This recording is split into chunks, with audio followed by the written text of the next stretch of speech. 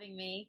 Welcome, everyone. I'm Jeanette-ically. I'm going to share with you 10 parenting skills an adoptee wants every parent to know. And there's about probably 10 times 10, but each slide has probably 10 more.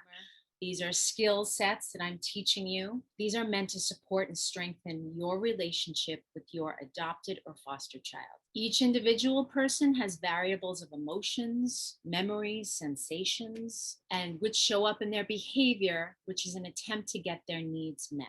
I'm going to talk about behavior from where I understand, coming from this experience, being a parent myself, and working with families in foster care and adoption, what behavior is truly communicating and what we all need to step back, observe, watch, and listen, and accept so that we can do the intervention that's necessary, important, and make the assessment of what to do next. Because there's no cookie cutter approach. And this is what makes parenting tough. And this is complex. Being an adoptee is complex, and it's perplexing for parents how to parent an adoptee. So some adopted children have also been in foster care. I was in foster care for 6 years in New York. I'm from New York State. So when they've been in foster care, there will be more vulnerability scale of symptoms, which will be more intense, more frequent, and last longer. It is recommended to practice these skills and know there is no perfect parenting. If there are adoptees present, you're going to resonate with this, and you may want to use the skills that I'm teaching parents to reparent yourself. If you feel as a parent, you wished you received this approach, reparent yourself. It's an attachment-based, trauma-based, and trauma-informed parenting. Trust, this is a process. It's a lifelong process. We will make mistakes, and that's okay. We want to stay in what's called growth mode. That's always learning. We're either in two modes of functioning, protective mode or growth mode. Being open-minded to the process, knowing you're going to make mistakes, learning from your mistakes, moving on, and staying in the process. Protective mode is fearful, having physiological reactions to your child's behavior, which actually is going to cause more stress and more symptoms. So there are no easy fixes. We don't get over experiences. We are continually moving through them. Rule out medical causes for behaviors that are extremely challenging. I'm dealing with a 14-year-old right now who's having a lot of chest pain. We need to determine, is this a medical condition or is this psychosomatic?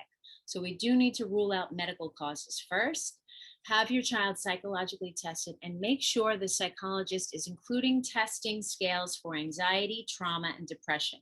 I see this very often, psychologists not doing these scales, which are so important in understanding the adoptees' complexities, and also if they've been in foster care, if they are experiencing trauma. The first skill is parent yourself first.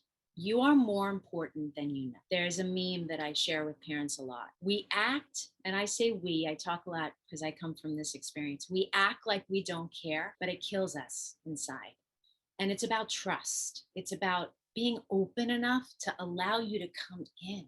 Please take care of yourself. Take care of your own mind, your own body, and your own soul. Take responsibility for your own reactivity. Find a listening partner. Kids are always downloading and projecting onto us, and we're going to digest it. So we need to digest it and release it out. A listening partner is someone you designate. You can each say to each other, make the commitment. I get to call you for 15 or 20 minutes a month, discharge all that I'm carrying and containing for my child. And all you do is listen without judgment. You don't fix, you don't give unsolicited advice. And that person gives the same back to you because you both know you need this. This is a psychological need. I'm teaching you to be a therapeutic parent, not only to your child, but to yourself, because parents can become traumatized, and you can experience secondary trauma if you've also experienced trauma yourself. So make sense of your own story. We will parent the way we were parented. We will parent the way we were parented. When you have a child who was adopted or in foster care, they need a different approach. and I'm sure you've heard this before, I'm confirming this, they can't be parented the way you are parented.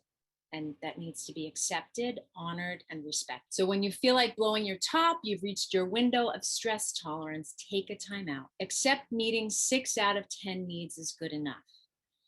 Sometimes we overcompensate, especially when a child's been through so much trauma. They still need boundaries. They still need to understand that you're human, they're human.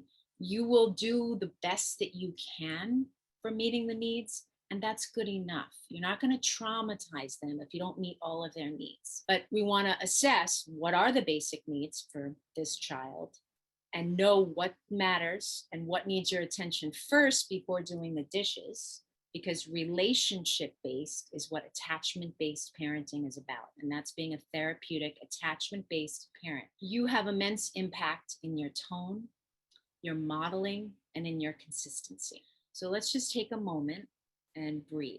In order to stay in growth mode and receptive mode, we need to work on our own nervous systems and breathe. Take a moment, take a deep breath through your nose. I like to use lavender oil. You put a little bit in the palm of your hand. If you're allergic, imagine you're breathing in your birthday cake or something delicious. Do this for yourself upon waking in the morning, because your child's going to have a physiological reaction to something because they're having vulnerabilities. So take a deep breath through your nose.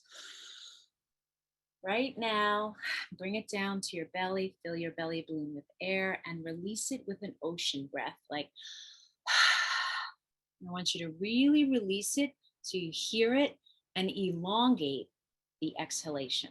Why? This will intercept your own fight and flight system in your body. When you release the breath longer until you can't release anymore, you're helping to slow down your own nervous system. And grounding yourself, put your feet flat on the ground so you can feel them. See if you can imagine your feet are roots of a tree. Being a parent of a child who's an adoptee or foster youth is like being a planted tree with your roots. You are the roots for that child.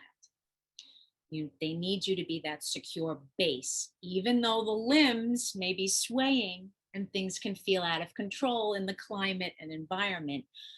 Your goal is to still stay present with yourself, grounded within yourself, no matter what's happening out here. That's the most important thing, and breathe.